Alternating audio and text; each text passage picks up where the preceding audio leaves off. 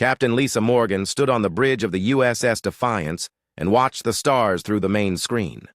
6 months had passed since humanity first learned they were not alone in the universe. 6 months since Earth's scientists figured out how to travel faster than light. Now, Morgan commanded humanity's first and only warship among the stars. The Defiance was not the biggest ship in space. Other alien races had vessels 10 times larger, but it was Earth's best effort. Every piece of technology came from human minds working day and night. Every bolt and wire represented humanity's dream to explore the galaxy. Morgan walked between the workstations on her bridge. Her crew of 42 people worked with quiet focus. They all knew the weight of their mission. They carried Earth's hopes into the unknown darkness between stars. Lieutenant Amy Rodriguez looked up from her console. "Captain, we're getting a signal." Morgan moved to Rodriguez's station. "What kind of signal?" "It's a distress call, coming from a planet called Veiltar. The message is in a language our computers can translate." The main screen changed to show a blue and green world surrounded by the black of space, but something was wrong. Bright flashes of light appeared around the planet like tiny suns being born and dying. "That's weapons fire," Rodriguez said.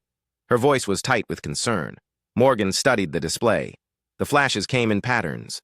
Some moved in straight lines, others curved and twisted. It looked like a space battle was happening right now. "Play the message," Morgan ordered. A voice filled the bridge.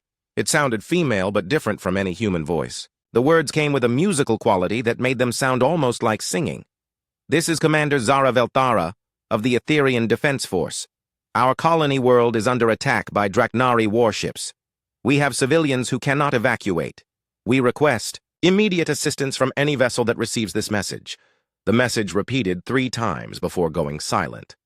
Morgan felt her crew looking at her. Everyone waited for her decision. Earth had sent them to explore and make contact with alien civilizations, but they had found a war instead.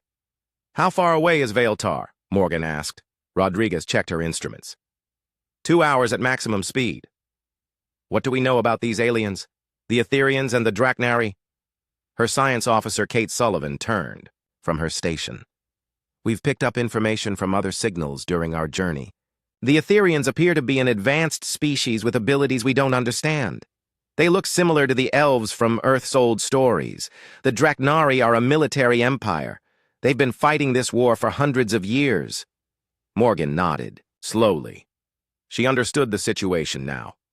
2 alien races locked in an ancient war. Innocent people dying while she watched from safety. "Captain," Sullivan continued, "our scanners show 20 Draknari warships around Veiltar. Each one is larger than the Defiance." The bridge became very quiet. Everyone understood what those numbers meant. The USS Defiance would be facing 20 enemy ships alone. The smart choice would be to stay away, to report back to Earth, and let others decide what to do. But Morgan looked at the planet on her screen and thought about the voice in the distress call. Commander Veltara sounded desperate but brave. She was fighting to protect her people with everything she had. "Ma'am," Rodriguez said quietly, "Earth's orders were to avoid conflicts with alien species." Morgan turned to face her crew. She saw fear in some faces, but she also saw determination. These people had volunteered to travel farther from home than any human before them. They understood the risks. "Earth also told us to help people in need when we could," Morgan replied.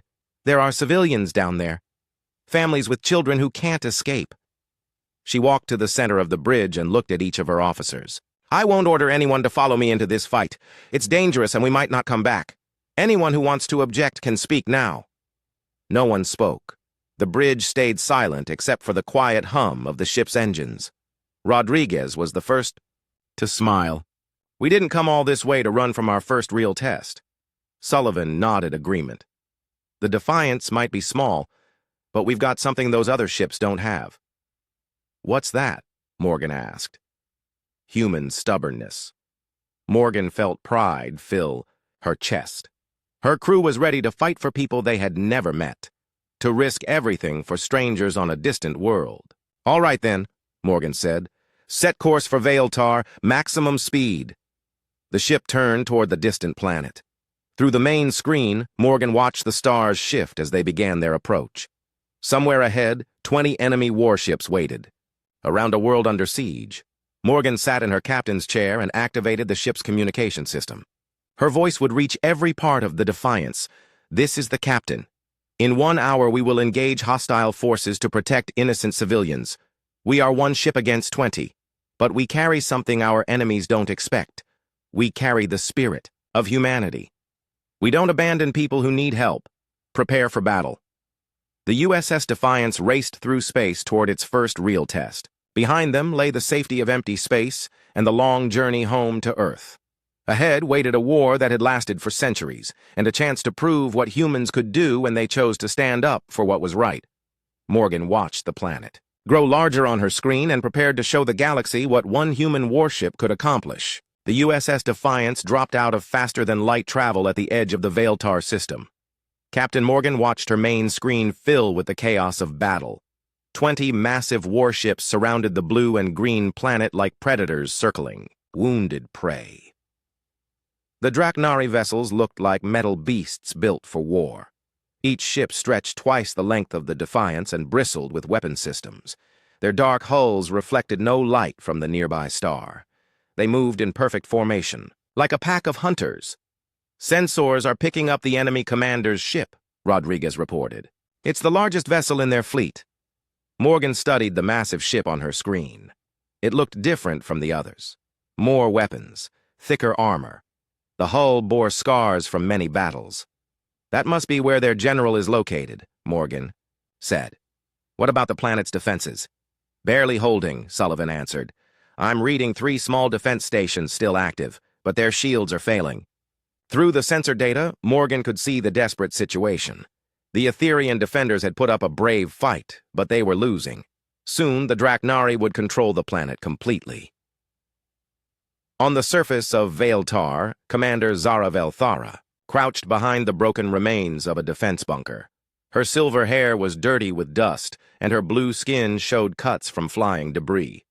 Around her, the last few Etherian soldiers fired their energy weapons at the sky. Velthara closed her eyes and reached out with her mind. Her telepathic abilities let her sense the thoughts of everyone around her. She felt the fear of civilians hiding in underground shelters. She felt the determination of her soldiers even as they faced certain defeat.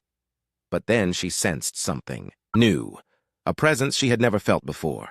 It came from space above the planet. The thoughts were different from Etherian minds and completely unlike the cold calculation of Draknari warriors. These new thoughts burned with protective anger and fierce determination. They belonged to creatures willing to fight against impossible odds for people they had never met. High above the planet, General Crix Shadowclaw stood on the bridge of her flagship. Her reptilian features showed satisfaction as she watched the planet's defenses crumble. The scales on her face and arms bore the marks of countless battles. Each scar told the story of another victory. "The last defense station will fall within minutes," her weapons officer reported. Shadowclaw nodded. "Prepare the landing forces.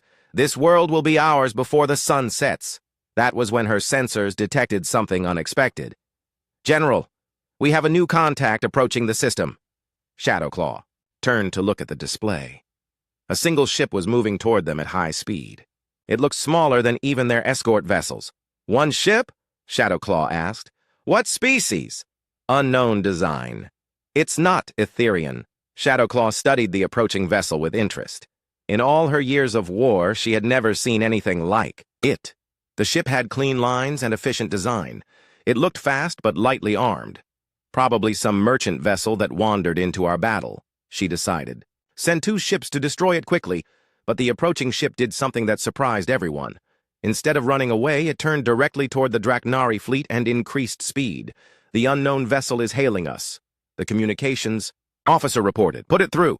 The main screen showed the interior of an alien bridge. A human female sat in the captain's chair wearing a uniform Shadowclaw had never seen. The alien looked directly at her with steady blue eyes. "This is Captain Lisa Morgan of the Earth ship USS Defiance. You are attacking innocent civilians. Withdraw your forces immediately or we will engage." Shadowclaw stared at the screen in disbelief. This tiny ship was challenging her entire fleet. The alien captain looked serious, but Shadowclaw could not understand her reasoning. "You must be confused," Shadowclaw replied. "This is a military operation. You have one small ship. I have 20 warships. Leave now, and I will not destroy you." Morgan's expression did not change. "I gave you a chance to withdraw. You refused. Rodriguez, begin the attack."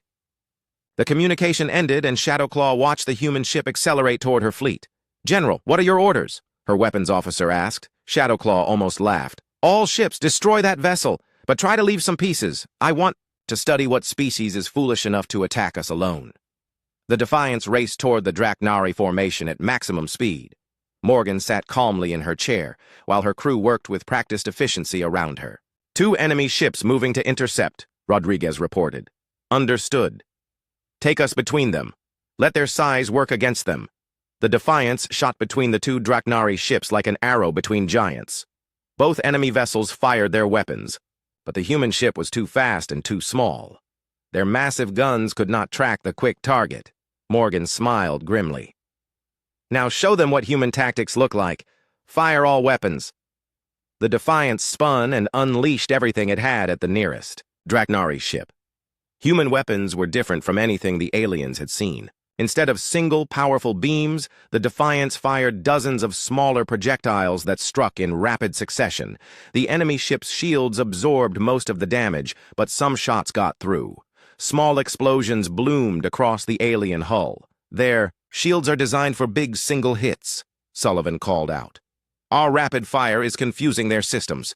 The Defiance danced between the larger ships like a fighter avoiding slow giants. Every time a Draknari vessel tried to bring its heavy weapons to bear, the human ship was already somewhere else. General Shadowclaw watched in growing frustration as her ships struggled to hit the small, fast target. The humans fought like nothing she had ever encountered. They used speed and unpredictability instead of overwhelming firepower. "All ships converge on the human vessel," she ordered. "Surround it so it cannot escape." But Morgan had expected this. "Rodriguez, take us toward the planet. Use their own ships as cover." The Defiance dove toward Veiltar with half the Draknari fleet in pursuit. As the human ship approached the planet's atmosphere, the enemy ships had to be careful not to hit each other with their weapons. On the surface, Commander Velthara felt hope growing in her mind. The strange new thoughts from space burned brighter with each passing moment. These aliens were actually fighting the Draknari fleet and somehow avoiding destruction. The battle continued to rage above Veiltar as one small human ship faced the might of the Draknari Empire. Morgan knew they could not win through firepower, alone. But humans had other advantages that their enemies did not expect. They had courage, creativity, and the absolute refusal to abandon people who needed help. The battle above Veiltar had raged for 2 hours when Captain Morgan made her desperate choice. The USS Defiance had survived against impossible odds, but the ship was badly damaged. Half her crew was wounded, and their weapons were nearly empty. General, Shadowclaw's flagship remained the biggest threat. The massive Draknari vessel had enough firepower to destroy 3 ships like the Defiance. But Morgan had noticed something during the fight. The enemy flagship stayed in the center of their formation where it felt safe. "Rodriguez, plot a course directly at the flagship," Morgan ordered. Her tactical officer looked up in surprise. "Captain, their weapons will tear us apart. Not if we get close enough. Their big guns can't aim down at their own hull." Morgan activated the ship's internal communication system. "All hands, prepare for collision course. We're going to ram the enemy flagship." But Chief Engineer Kate Sullivan had a different idea. "Captain, what if we don't ram them? What if we just get close enough to overload our reactor right next to their ship?" Morgan understood immediately. A reactor overload would create an explosion big enough to cripple the flagship. But it would also destroy the Defiance and everyone on board. "That's our only chance to stop them," Morgan said quietly. "Do it." The Defiance turned toward the enemy flagship and accelerated at maximum speed. Shadowclaw's ship fired everything it had, but the human vessel kept coming. At the last second, Morgan ordered all power to the front shields. The Defiance struck the flagship's shields and pushed through like a bullet through glass. For a moment, the two ships were locked together with the human vessel pressed against the alien hull. "Reactor overload in 10 seconds, Sullivan reported, But those 10 seconds gave Commander Velthara enough time to do something amazing. On the planet's surface, she reached out with her telepathic abilities and touched Morgan's mind directly. The mental contact surprised both women. Morgan felt Velthara's thoughts like a warm presence in her head. The Etherian commander sensed the human's willingness to sacrifice everything for strangers. Wait, Velthara's voice spoke directly into Morgan's mind. There is another way. Through their mental link, Velthara shared her knowledge of Etherian energy manipulation. She showed Morgan how to channel the reactor's power outward instead of letting it explode. Sullivan, can you redirect the overload through our shield generators? Morgan called out. Her engineer worked frantically at her controls. I think so, but I don't understand the science behind what you're asking. Just trust me. Sullivan redirected the reactor's energy through the ship's shields. Instead of exploding, the power flowed outward in a controlled burst. The energy wave struck the Draknari flagship and overloaded every system on the massive ship. General Shadowclaw watched her bridge go dark as the strange energy pulse shut down her vessel completely. Emergency lighting flickered on, but none of her weapons or engines would respond. All ships withdraw, she ordered through her backup communications system. We will return with reinforcements. The remaining Draknari vessels moved away from Vaeltar, leaving their disabled flagship behind. General Shadowclaw's pride was wounded, but she was a practical warrior. She would study this defeat and learn from it.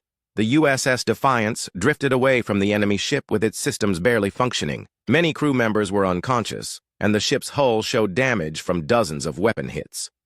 Commander Velthara teleported directly onto the human bridge using Etherian transportation technology. Morgan's crew reached for their weapons, but their captain raised a hand to stop them. Velthara was tall and graceful with silver hair that seemed to glow with its own light. Her blue skin had an almost translucent quality, and her large eyes held ancient wisdom. She wore robes that shifted color like the aurora. Captain Morgan, Velthara said in accented but clear English. Your sacrifice saved my people. We are in your debt. Morgan struggled to stand despite her injuries. We couldn't let innocent people suffer. That's not who humans are. Velthara studied the human captain with great interest. Through their brief mental contact, she had sensed something remarkable. Human thoughts were unlike anything she had encountered. They burned with emotions that Etherians had forgotten and drove them to acts of incredible courage. You're wounded. Need medical attention, Velthara said. Our healers can help them. Dr. Nina Wells looked up from where she was treating injured crew members. Captain, we've lost contact with Earth. Our communication system is damaged. Morgan nodded. Commander Velthara, we accept your offer of medical assistance, but we need to understand the situation here. Why are your people at war with the Draknari? Over the next several hours, Etherian medical teams worked alongside human doctors to save the injured crew. Dr. Wells watched in amazement as alien healers used energy manipulation to accelerate the body's natural healing processes. Velthara explained the history of the conflict to Morgan as they walked through the Defiance's damaged corridors. The war had lasted for over 300 years. Both species claimed the same star systems and neither would compromise. We fight over resources and territory, Velthara said sadly. So many have died for so little gain. But their conversation was interrupted when new ships appeared at the edge of the system. Both Draknari and Etherian reinforcements had arrived, and neither group was happy to see humans involved in their ancient war. General Shadowclaw returned with 15 fresh warships and a burning desire for revenge. Her daughter Commander Vex Ironscale commanded one of the escort vessels. Unlike her mother, Vex believed the war had gone on too long and cost too much. On the Etherian side, war singer Maya Starweaver brought a fleet of crystal ships that gleamed like jewels in the starlight. She was a hardline military leader who believed the only solution was to destroy the Draknari completely. The humans have interfered in our sacred war, Starweaver declared over open communications. They must be removed. Shadowclaw agreed for once with her ancient enemy.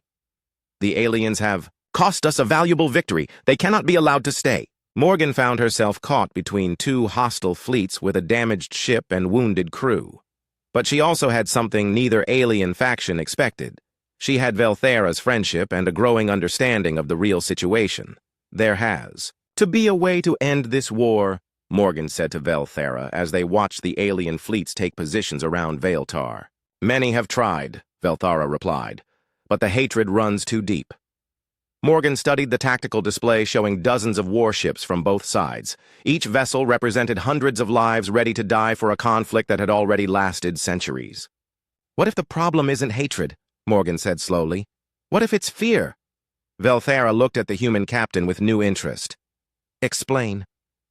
What if both sides are so afraid of losing that they can't see any path except total victory? Outside, the ship windows. The war fleets continued to gather like storm clouds preparing to unleash destruction on everything below. Morgan knew that humanity's first contact with galactic civilization hung in the balance. Captain Morgan stood in the ruins of an ancient temple on Vaeltar's largest continent. 3 days had passed since the battle in space, and both alien fleets remained in tense standoff around the planet. The Etherians and Draknari had agreed to temporary peace talks, but trust was fragile. Commander Velthara had brought Morgan to this place hoping the ancient ruins might provide answers. The temple was older than both civilizations and covered with symbols that neither species could fully translate.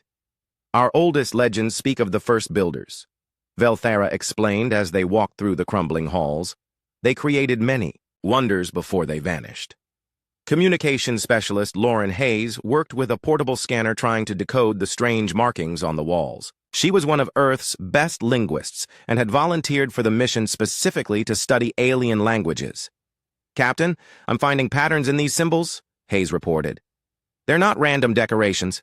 This appears to be some kind of warning system. Commander Vex Ironscale arrived at the temple entrance with a small guard unit.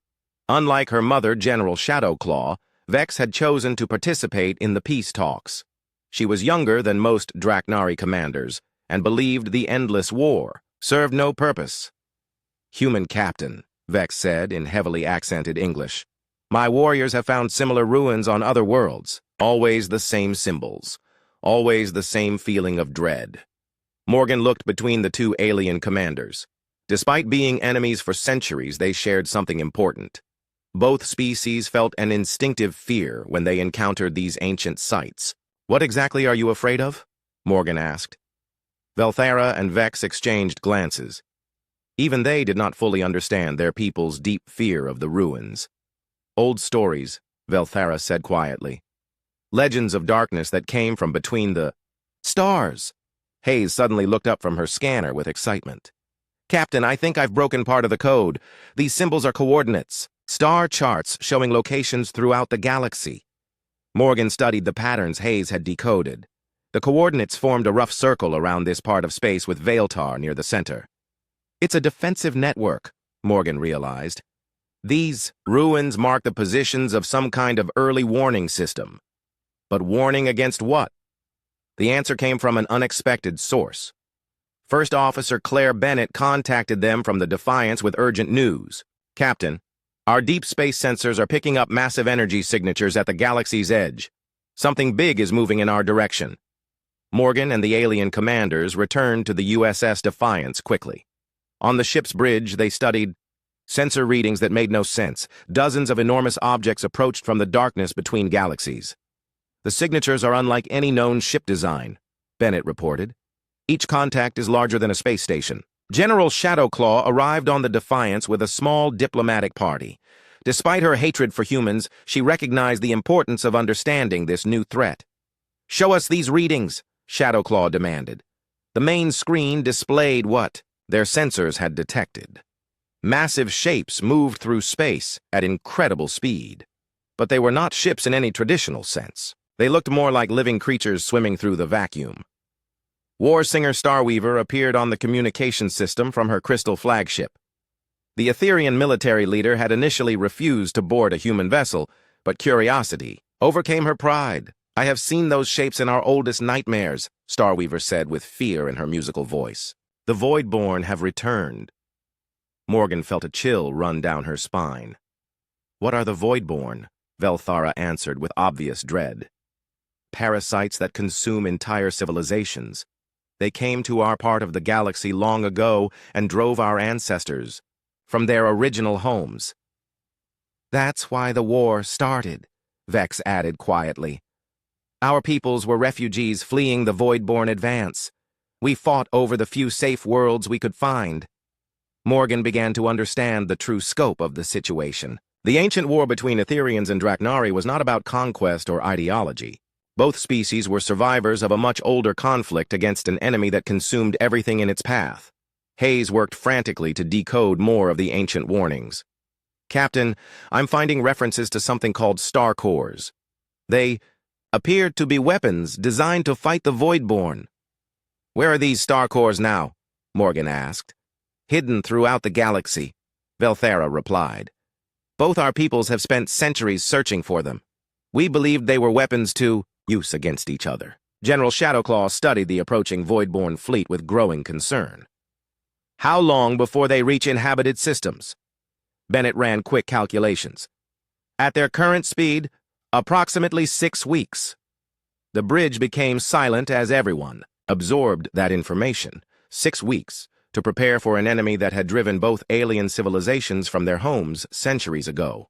The star cores were never meant to be weapons of war between our peoples, Morgan said slowly. They were built to defend against this threat. Warsinger Starweaver's image flickered with electromagnetic interference as more Voidborn contacts appeared on sensors. Even if that is true, we do not know how to activate the defense network. But we might be able to figure it out together, Morgan suggested. Humans have a different perspective. We might see connections that you've missed. Shadowclaw looked skeptical. Your species is barely capable of space travel. What could you possibly contribute? Morgan walked to the center of the bridge, where all the alien commanders could see her. We can see the situation clearly because we don't carry the weight of your ancient fears. To us, the Voidborn are just another problem to solve. Velthara felt hope growing in her thoughts. Through her brief mental contact with Morgan, she had sensed something remarkable about human thinking. They approached problems with fresh perspective and refused to accept that any situation was hopeless. The nearest Starcore facility is 3 days' journey from here, Velthara said, but it would require both our fleets working together to reach it safely. Impossible, Starweaver declared. We cannot trust the Draknari not to betray us. Shadowclaw growled her agreement. The Etherians have deceived us too many times. Morgan looked at both alien leaders with steady determination. Then I guess it's a good thing humans are here to keep you honest. Outside the ship windows, the combined fleets of 2 ancient enemies remained locked in defensive positions. But now they faced a choice that would determine the survival of every thinking being in the galaxy. Work together or watch everything they cared about be consumed by an enemy older than their oldest legends. The Voidborn continued their advance, through the darkness of space like a tide of destruction that had already devoured countless worlds. Only the cooperation of 3 different species stood any chance of stopping them. The Starcore facility hung in space like a metal flower made of crystal and dark steel. Ancient beyond measure, it waited in the void between star systems where the first builders had placed it millions of years ago. Captain Morgan watched through the main screen as the combined fleet of 3 species approached the massive structure. Getting this far had required a miracle of cooperation. Etherian ships with their graceful curves flew alongside angular Draknari warships. In the center, the USS Defiance looked tiny but served as the communication hub for the unlikely alliance. Commander Velthara stood beside Morgan on the human bridge. Her telepathic abilities had become essential for coordinating minds that thought in completely different ways. Through her mental touch, she could help humans understand Etherian concepts and translate Draknari military thinking into terms others could follow. The facility appears to be in standby mode, Chief Engineer Kate Sullivan reported. Power readings are minimal, but the structure is intact. General Shadowclaw's voice came through the communication system from her flagship. Our sensors detect massive energy conduits running through the entire structure. Whatever this thing was designed to do, it will require enormous power. Morgan studied the ancient facility with growing concern. 3 weeks had passed since they discovered the approaching Voidborn fleet. The enemy had consumed 2 outer colonies already and continued their advance toward inhabited space. Velthara, How do we activate something we don't understand? Morgan asked. The Etherian commander closed her eyes and reached out with her mind toward the facility.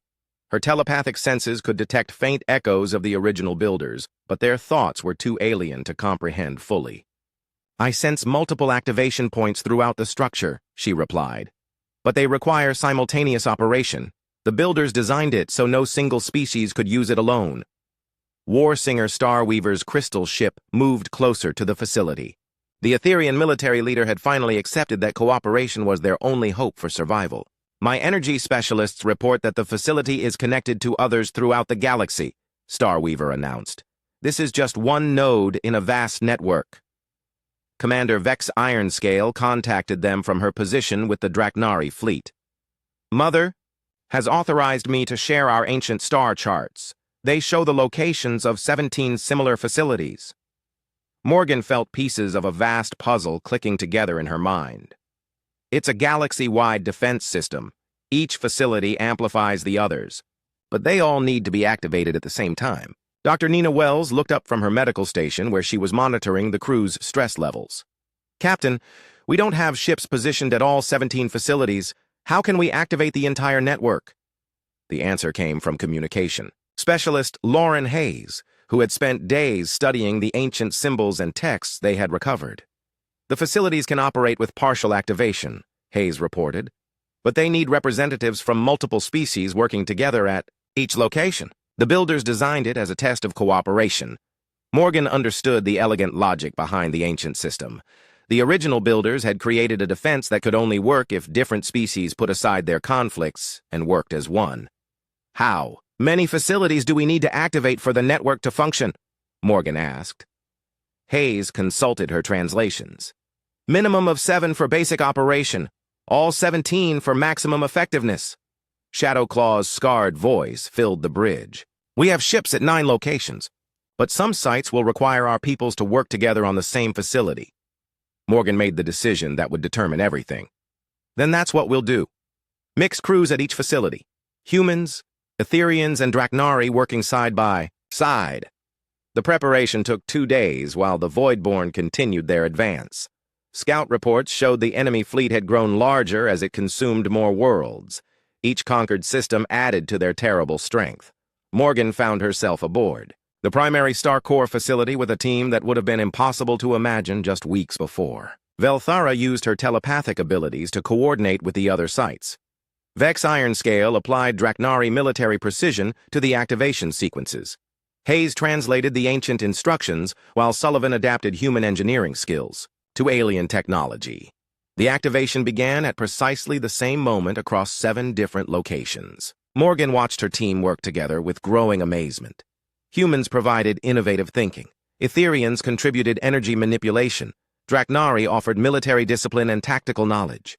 Network coming online, Sullivan reported, as ancient systems awakened after millions of years of sleep.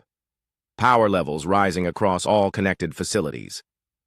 Through the facility's viewing ports, Morgan could see space itself beginning to change. Lines of energy stretched between star systems, like a web of light spanning the galaxy. Velthara suddenly gasped and pressed her hands to her temples. The Voidborn have detected our activation. They're changing course toward us.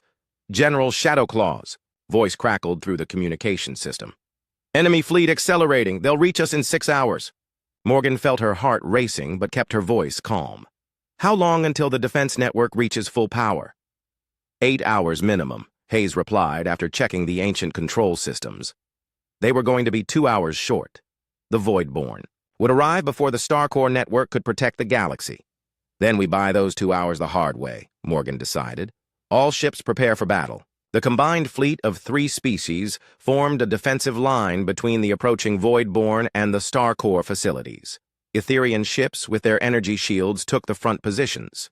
Draknari warships provided heavy firepower from the flanks. The USS Defiance and other human vessels used their speed and maneuverability to coordinate the defense.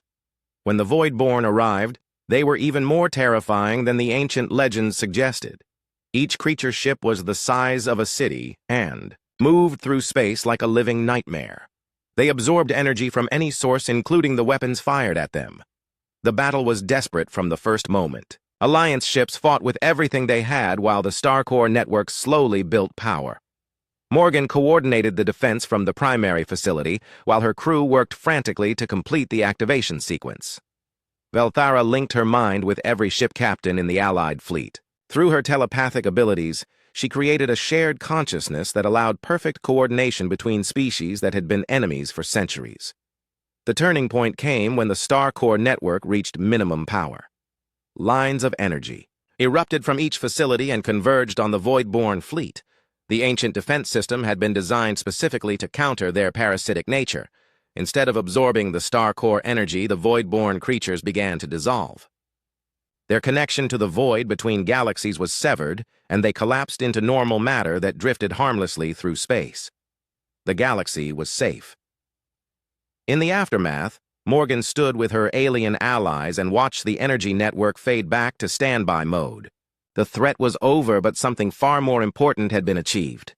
"We did it," Velthara said with wonder in her voice. 3 species working as one. Shadowclaw contacted them from her flagship. "The war between our peoples is over. We have seen what we can accomplish together." Morgan smiled as she looked at the mixed crews celebrating their victory throughout the facilities. Humans hugged Etherians. Draknari warriors saluted their former enemies with respect. "This is just the beginning," Morgan said. "We've proven that different species can work together. Now we can build something better than war." Commander Vex Ironscale was elected as the first leader of the new Galactic Alliance. Her first official act was to offer Earth full membership and Captain Morgan command of the Alliance fleet.